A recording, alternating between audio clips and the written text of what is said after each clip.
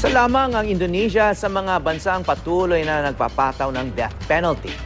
Sa datos ng Amnesty International noong 2014, 58 bansa ang may death penalty pa rin habang binuwag na ito ng 100 at 40 iba pa.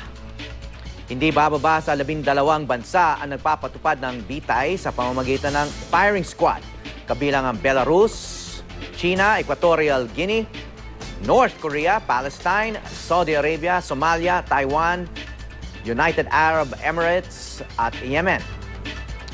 Nasa 12 bansa naman ang nagsasagawa ng pagbibigti.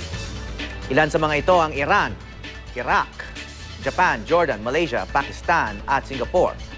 Ang China, USA at Vietnam naman ay sa pamamagitan ng lethal injection. Tanging ang Saudi Arabia naman ang bansa nagpapatupad pa ng beheading o pagpugot. 10 bansa naman ang nagpapataw ng parusang bitay para sa mga drug-related offenses. Yan ang China, Indonesia, Iran, Malaysia, Saudi Arabia, Singapore, Sri Lanka, Thailand, United Arab Emirates o UAE at Vietnam. Enero taong 2000 naman nang huling naipatupad ang lethal injection dito sa Pilipinas kay Alex Bartolome dahil sa kasong rape na itinuturing na heinous crime.